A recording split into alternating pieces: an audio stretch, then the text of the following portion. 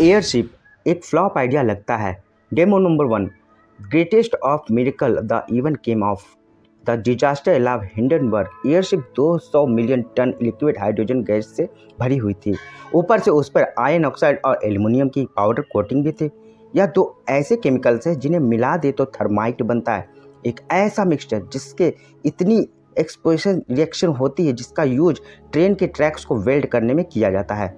अब चलिए मान लेते हैं एयरशिप्स फ्लेमेबल गैस से भरे गुब्बारे नहीं है, ना ही उनमें ऐसे कोई कोटिंग है, तब भी मुझे यह इनका आइडिया फ्लॉप ही लगता है, क्योंकि एक तो यह इतने बड़े हैं और ऊपर से स्लो है।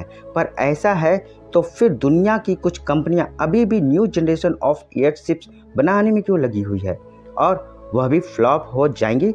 कुछ समय पहले मैंने इला रोडो के एक ब्लॉग में यह आर्गुमेंट पढ़ी थी, तो वो इतनी मुझे रहस्यमय लगी कि मैंने उसे और जानने की कोशिश की। ज़रा सोचिए, अमेरिका में अलग अलग तरह का सामान इधर से उधर कैसे जाता होगा। देखिए, एयर से ट्रांसपोर्ट करने में बहुत ज़्यादा पैसे खर्च होते हैं, यह महंगा भी है और बहुत ज़्यादा ट्रांसपोर्ट इससे किया भी नहीं जा सकता, क्योंकि डेफिनेटली यह महंगा होता है। और हाँ, इसका तरीका फास्ट बहुत है, जिससे आपको सामान कम समय में मिल जाता है, पर उसका एक प्रीमियम चार्ज आपको पे करना होगा।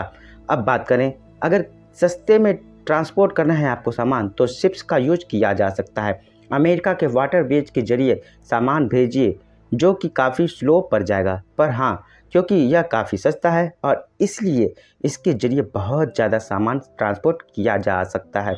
और ओवरऑल पैसा भी रेलवे इन दोनों में काफ़ी बढ़िया ऑप्शन प्रोवाइड करता है। शिप से फास्ट है और प्लेन से सस्ता, यानी कि मीडियम है। और हवा और पानी को मिलाकर जितना सामान ट्रांसपोर्ट होता है, उससे कहीं ज़्यादा अकेले तो रेल कर देती है ट्रांसपोर्ट।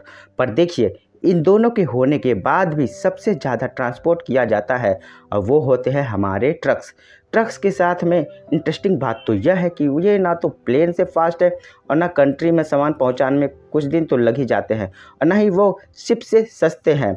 लेकिन ये इंटरेस्टिंग बात यह है कि ट्रक जो स्पीड है और यह ट्रांसपोर्टेशन में होने वाला जो खर्च है, इन दोनों का कॉम्बिनेशन ट्रक को ट्रांसपोर्टेशन के जरिए बेहतरीन चॉइस बना देता है। मतलब कि ये ज़्यादा ना सस्ता है और ना ही ज़्यादा महंगा, परफेक्ट है। इससे सस्ते जस्ट परफेक्ट। चलिए मान कर देखते हैं। अब देखते हैं कि इंटरनेशनली सामान कैसे ट्रांसपोर्ट किया जाता है। देखिए, यहाँ भी बस दो ही ऑप्शंस हैं, प्लेन्स और शिप्स।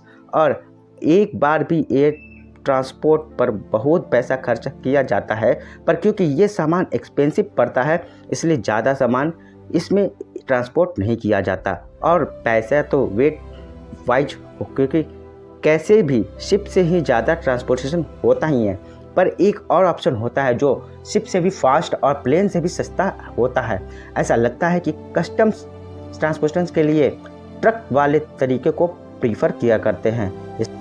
आपको घुमाने फिलाने के लिए और छुट्टियाँ और वेकेशन पे ले जाने के लिए भी ऐसे टूरिज्म के लिए ये एयरशिप भी बनाए जा सकते हैं, जो कि आपको हर तरह घुमाने फिराने के लिए, और जो कि आपको लैंड करने के लिए और टेक ऑफ करने के लिए भी, आपको कैसे भी भूभाग हो, ज़मीन हो, समतल हो, पानी हो, आप कहीं भी चाहेंगे यहाँ पर आपको कनेक्टिविटी यह प्रोवाइड कर सकता है। एयरशिप की खासियत यह होती है कि यह आपको एयरलाइन के जरिए आपको यह दूर दराज क्षेत्रों में भी जा करके आपको ट्रांसपोर्ट कर सकता है। ऐसे पहाड़ी इलाके जहाँ पे एयर का कनेक्टिविटी नहीं होता और ना ही होते हैं कोई रोड और ब्रिजेस, तो फिर भी यहाँ पे जहाँ पे अगर डिजास्टर अगर हो जाए, इमरजेंसी हो जाए और सारे नेटवर्क और रोड और आपको एयरपोर्ट अगर टूट जाए, तो ऐसे में आपको काम आने वाला है सिर्फ और सिर्फ एयरशिप आपको वहाँ पे दूर दराज के इलाके में, दुर्गम परिस्थितियों में भी आपको वहाँ पे ट्रांसपोर्ट करता रहेगा, आपके कम्युनिकेशन को बिल्ड करने में आपकी मदद करेगा। पर ऐसे एयरशिप्स को बनाने के लिए बहुत ही साइंस लगानी पड़ेगी, मतलब कि आपको हर एक तरीके से पैमाने से इसको देखना पड़ेगा कि ये हर एक चुनौतियों को पूरा कर पाए। टेक्निकली बात करें कि एयरशिप की, तो एयरशिप एक बहुत ही सस्ता, सुगम और ही बहुत ही इफ़िशियंट वे बन सकता है हमारे ट्रांसपोर्टेशन का। जी हाँ दोस्तों, एयरशिप ऐसे ऐसी जगह पे परिस्थितियों में जा सकता है जहाँ रोड्स नहीं होते हैं, जहाँ पे आपको कोई एयरपोर्ट नहीं होता, जहाँ पे आपको बहुत ही दुर्गम इलाके हैं, जैसे कि अलास्का हो गया, जैसे कि आपको अटलांटिक हो गया, आप सागर हो गया या पानी हो गया। आप जहाँ भी चाहें वहाँ पे एयरशिप की मदद से आप बड़े से बड़े सामान को और जाइंट सामान को भी आप वहाँ पे ट्रांसपोर्ट कर सकते हैं और यहाँ पे अपनी कनेक्टिविटी यहाँ पे आप बना सकते हैं। इसमें एयरशिप आपको बहुत ही मदद करने वाली, क्योंकि एयरशिप का साइज इसको देगा बहुत ही बड़ा एडवांटेज इन सारे सामानों को एक जगह से दूसरी जगह ले जाने। आप चाहे पवन चक्कियाँ लगाना चाहें या फिर आप अपने कम्युनिकेशन के लिए टावर लगाना चाहें, ये हर तरह के काम आपको करके दे सकता है। इसके लिए सुगम इलाके हो या फिर दुर्गम, जहाँ पे लोग नहीं जा पाते, वहाँ पे भी ये ट्रांसपोर्ट आपको अच्छे से सामान कर सकता है। जहाँ पे कोई भी एयरवे आपको नहीं है, यहाँ पे ना रोड्स है, ना रेल्स है, ना ट्रैक्स है, ना ही आपको कोई भी यातायात की सुविधा है। फिर दोस्तों, फ्रांस में लकड़ियों के लिए ट्रक्स जंगल में नहीं पहुँच पाते, तो ऐसे सिचुएशन में टिम्बर के लिए आपको वहाँ पे एयरशिप बहुत ही कारगर साबित हो सकता है। फ्लाइंग व्हीकल इसे रेंज करने वाली है, इसे गवर्नमेंट का सपोर्ट है। 200 मीटर लंबी या कार्गो शिप को बना रहे हैं जो कि 60 टन तक का सामान उठा पाएगी। इसे डिजाइन किया जा रहा है इन जंगलों के ऊपर रहकर लकड़ी कलेक्ट करने के लिए और इसे बाहर ला करके उसे उन्हें टिम्बर तक बनाया जा सकता है। यह आसमान से सामान लोड अनलोड करेगा और वहां से सारे सामान को आपको ट्रांसपोर्टेशन भी करेगा। यहीं पे दिक्कत यह है कि यह सबसे पहले दिक्कत तो यह है कि सामान उतारते वक्त एयरशिप को सीधा रखना और भी ज़्यादा मुश्किल हो जाता है, जो स्पेशली हाइट्स और लो स्पीड पर तो वहाँ थोड़ी हवा इफेक्ट होती है। एंड इसके सॉल्यूशन के लिए सरफेस पर कई जगह पर प्रोपेलर्स लगाए हैं, इसलिए इसके बैलेंस बनाए रखता है इसे। फिर भी स्टेबल वेदर की ज़रूरत होती है जो यूज करने कम होता है, तो फिर इसके लिए सबसे बड़ी दिक्कत तो ये तब हो जाती है कि एयरशिप का मेन स्ट्रेंथ ही इसकी दिक्कत बन जाता है और यह दिक्कत मेनली बड़ी कार्गो शिप के लिए बहुत बड़ी इशू होती है। देखिए, जब एक एयरशिप भारी वेट कैटेगरी करता है तब इसका कंबाइंड वेट लिफ्ट ऑफ कम कर देता है। ऐसे में दिक्कत बड़ी हो जाती है। जब भी वह हैवी लोड रिलीज करता है तो एयरशिप अचानक से बहुत हल्का हो जाता है और आसमान में उड़ जाता है। तो आपको कुछ जानना होगा कि यह रोकने के लिए जब तक इसमें दिक्कत सॉल्व नहीं होती तब तक एयरशिप्स को हम भूल ही जाएं तो बेटर है। स्पेशली कार्गो ट्रांसपोर्टेशन के लिए यह दिक्कत को सॉल्व करने के लिए मेथड्स प्रपोज किए जा रहे हैं। ऐसे सबसे आसान और गैस रिलीज करके लिफ्ट को कम करना एक ज़्यादा मॉडर्न एयरशिप्स हीलियम यूज कर रही है, जो लगभग 60 टन वेट कैरी कम करने के लिए हमें 54,000 क्यूबिक मीटर हीलियम रिलीज करनी पड़ेगी। यानी कि हमें एयरशिप को बैलेंस करने के लिए 54,000 क्यूबिक मीटर हीलियम को रिलीज करनी पड़ेगी। खर्च कुछ डॉलरों में तो चला जाएगा और इसकी हीलियम इतनी कॉमन गैस भी नहीं होती है, तो वेस्ट करना एक माइंडफुल डिसीजन होगा। और यहाँ पे हम जब देखेंगे कि आप प्रोपेलर्स का यूज करते हैं तो इसके लिए भी आपको जितना फ्यूल लगेगा, इससे एयरशिप यूज करने का मोटिव ही बेकार पड़ जाएगा। अभी सोचिए कि लिफ्टिंग गैस को कंप्रेस और डिकम्प्रेस करने के बारे में। जब लिफ्टिंग गैस को लीजिएगा तो वह गैसीय स्टेटस में होता है और इसे लिफ्ट मिलती है, पर इसे सॉलिड बनाने पर लिफ्ट नहीं मिलेगी और इसमें कुछ दिक्कतें भी होती है। तब एयरशिप बहुत बड़ी होगी और इसमें बहुत ज़्यादा लिफ्टिंग गैस होगा, तब यह कंप्रेसर चाहिए तो बहुत ही ज़्यादा गैस को कंप्रेस कर दे। और सैडली तभी तक हमें पास एक ऐसी टेक्नोलॉजी है ही नहीं जो अब तक की इस सॉल्यूशन को भी सॉल्व कर पाए। जितना वेट उतारो उतना ही वेट को उठाओ, सिंपल सा एक मेथड है। अब अगर 60 टन का वेट अनलोड किया है तो 60 टन का आपको वेट लोड करना पड़ेगा और आपको कहीं से भी 60 टन लकड़ी उठानी है तो आपको उसके बदले 60 टन पानी लेकर चलना पड़ेगा और इसे पिकअप लोकेशन पर जाकर ड्रॉप करना होगा। इस प्रॉब्लम का सबसे निगेटिव सॉल्यूशन यही है कि यह एयरलिंडर 10 की सक्सेस का राज भी यही है। यह लिफ्ट के लिए हीलियम और इसके हल से बनी एरोडायनेमिक शेप से यूज किया जाता है, यानी कि इसके एरोडायनेमिक शेप से ही इसका यूज हो जाता है। देखा जाए तो यह एयरशिप का पूरा वेट सिर्फ हीलियम पर ही उठा होता है, तो टेक्निकली जब यह उड़ेगा तो इसका वेट 0 होगा और पलट को उठाने के लिए एरोडायनेमिक का यूज होगा। तो मान लीजिए कि अगर हम 100 लोगों को एयरक्राफ्ट पर बिठाते हैं तो हम नॉर्मल एयरक्राफ्ट के जैसे उड़ना शुरू करेंगे, बस हम कम स्पीड के साथ 100 लोगों को एयरोडायनेमिक शेप के कारण लिफ्ट जनरेट कर पाएंगे। इससे होगा यह कि जब हम उन्हें उतारेंगे तब हमारी एयरशिप आसमान में नहीं उड़ेगी, क्योंकि हम उसे एक एरोडायनेमिक लिफ्ट से उठा सकते हैं अब, और कभी भी हम चालू बंद इसे कर सकते हैं। तो ऐसी हाइब्रिड एयरशिप्स लाइट पेलोड के लिए तो ठीक है, लेकिन हैवी पेलोड के लिए या लॉन्ग डिसीजन के लिए यह बिल्कुल भी सही नहीं है, क्योंकि लॉन्ग डिसीजन पर कैरी करने के लिए यह यूजफुल तो नहीं होगी, क्योंकि वहीं हैवी पेलोड पर आपका फ्री लिफ्ट वाला बेनिफिट भी खत्म हो जाएगा। बेनिफिट है जो कि आपको फ्री लोड में हैवी पेलोड के लिए होता है, तो वो अब खत्म हो जाएगा। तो इसलिए बड़ी कार्गो शिप्स के लिए लोड में आए बदलावों को हैंडल करने के बेस्ट सॉल्यूशन है कि वह लोड को एक्सचेंज करना। लेकिन आपको बता दूं कि एयरशिप को आसमान का ट्रक्स बनाने में आपको थोड़ी भी बड़ी दिक्कतें सॉल्व करनी पड़ेंगी।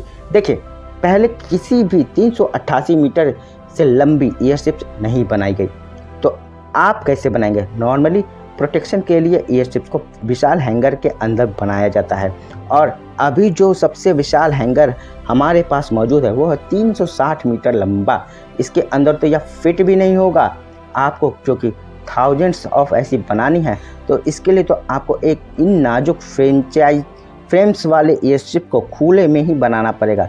कई सारे इस दुनिया के सबसे बड़े हैंगर्स बनाने पड़ेंगे, और आपको यह भी मुश्किल नहीं लग रहा तो इससे भी बड़ी एक और दिक्कत भी है, जो आपको अपनी एक एयरशिप को 1 million cubic metre lifting gas में भरना होगा। और यहाँ पर वही सदियों पुराना क्वेश्चन वापस आ जाता है, क्या यूज करेंगे, हाइड्रोजन या हीलियम? कंपैरिजन करें तो हीलियम काफ़ी महंगा होता है और इसकी लिफ्टिंग कैपेसिटी भी कम होती है, वहीं हाइड्रोजन बहुत सस्ती है पर खतरनाक है। सो हिंडनबर्ग के 40 सेकंड में खाक हो जाने के बाद ओवरवीएस के लिए भी एयरशिप में बस इनर्स गैस ही यूज होना चाहिए। फेडरल एविएशन एडमिनिस्ट्रेशन पर यह एक एग्री करती है कि हाइड्रोजन को लिफ्टिंग गैस बनाकर यूज करने पर कई सालों से बैन है, पर जो ज़्यादातर लोग नहीं जानते हैं यह कि इसमें से टोटल 97 लोगों में से 60 से ज़्यादा लोग जो बच निकले थे। लेकिन कुछ साल पहले एक airship USS anchor new Jersey के कोस्ट पर क्रैश हो गई थी और इसमें से 76 में से 73 लोग मारे गए थे, और जो एयरशिप हीलियम में भरी हुई थी वो शायद मेन ट्यूशू गैस के अनसेफ होने का नहीं था।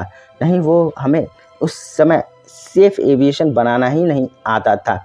आइए मानते हैं कि उस टाइम पर हम सेफ एयरप्लेन नहीं बना पाते थे, पर आज एयरप्लेन सबसे सेफेस्ट मोड में है और किसी भी प्लान में अपने उन थाउजेंड्स ऑफ एयरशिप बनाकर हम उसे गैस से भर सकते हैं। रियलिटी ऑप्शन सही बताऊं तो हाइड्रोजन ही है, क्योंकि हीलियम बहुत ही रेयर और महंगी है, वहीं हाइड्रोजन इजली ही बन जाती है। हाइड्रोजन को बनाने में कोई ज़्यादा दिक्कत नहीं होती और यह इजली अवेलेबल और बन जाती है और सस्ती भी है, प्लस हीलियम से 8 गुना ज़्यादा लिफ्ट जनरेट करती है। और फिर आता है सर्टिफिकेशन का इशू।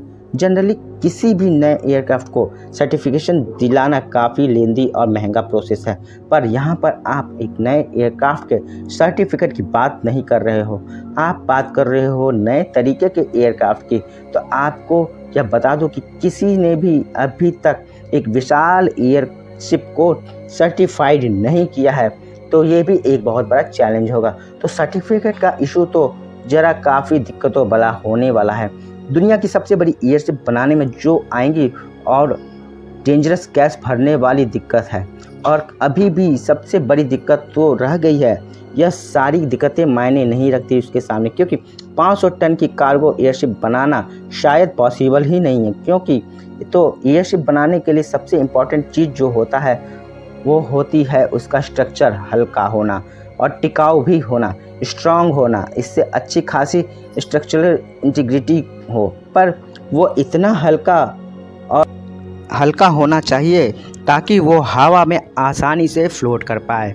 इसे फ्लोट करने के लिए ना किसी एयर विंग की ज़रूरत है, जैसे कि हमारे कन्वेंशनल यातायात के सिस्टम यानी कि एरोप्लेन्स में होते हैं। जिस तरह से समुद्री मार्ग से बड़े बड़े जहाज, बड़े बड़े कंटेनर्स बहुत ही भारी तादाद में मालवाहक होने के कारण माल को इधर से उधर पूरी दुनिया भर में मूव करते हैं, उसी तरह से हम अगर चाहते हैं कि हमारा एयरशिप भी यहाँ से वहाँ पूरे वर्ल्ड में अपने सामान को ट्रांसपोर्ट कर सके आसानी से, तो उससे हमें बहुत फ़ायदा होगा। लेकिन ये कन्वेंशनल हवाई जहाज़ और कन्वेंशनल शिप के माध्यम का एक मीडिएटर ही होगा, क्योंकि शिप जो होती हैं ये बहुत ही लार्ज अमाउंट में कार्गो को इधर से उधर पूरी दुनिया में ट्रांसपोर्ट करते हैं, और वहीं हमारे हवाई जहाज़ जो होते हैं वो भी बहुत ही आसानी से, बहुत ही फास्ट और बहुत ही सेफली हमारे कार्गो को यहाँ से वहाँ ट्रांसपोर्ट करते हैं। लेकिन दिक्कत यहाँ तब आ जाती है कि अगर हमें ये कन्वेंशनल एयरक्राफ्ट से अगर सामान को ट्रांसपोर्ट करना पड़ता है तो ये काफ़ी खर्चीला और महंगा होता है, क्योंकि हवाई जहाज़ की यात्रा बहुत ही महंगी होती है। वहीं बात करें अगर हम अपने एयरशिप की, तो यहाँ पे तो हम लार्ज अमाउंट में सारे भी सामान यहाँ से वहाँ पूरे वर्ल्ड में ट्रांसपोर्ट तो कर सकते हैं, लेकिन कन्वेंशनल शिप की, लेकिन अगर हम एयरशिप से अगर इसे ट्रांसपोर्ट करते हैं तो ये हमारे लिए दोनों के बीच का एक मीडिएटर ट्रांसपोर्टेशन सिस्टम साबित होगा, क्योंकि ये हमारे कन्वेंशनल शिप की जैसा ही सामान एक जगह से दूसरी जगह भारी मात्रा में ट्रांसपोर्ट कर सकता है, वो भी दुर्गम इलाकों में जहाँ पे इंसानों का आना जाना भी संभव नहीं है, ना वहाँ पे ट्रांसपोर्टेशन के लिए कोई रोड्स है, ना ही वहाँ कोई वाटरवेज है। जैसे कि अलास्का हो गया या फिर आपको अंटार्कटिका, ऐसे ऐसे रीजन में भी अगर हम चाहें तो वहाँ पे भी हम एयरशिप के माध्यम से बहुत ही आसानी से सामान को ट्रांसपोर्ट कर सकते हैं, और वो भी बहुत ही कम खर्च में। ऐसे ही कंटेंट को पाने के लिए हमारे चैनल फन फैक्ट एंटरटेनमेंट को लाइक करें, शेयर करें, सब्सक्राइब करें। आप लोग हमारे चैनल को देखते तो जरूर है, लेकिन व्यूअर्स हमारे चैनल को सब्सक्राइब नहीं करते, तो मेक श्योर सब्सक्राइब कर ले। इसे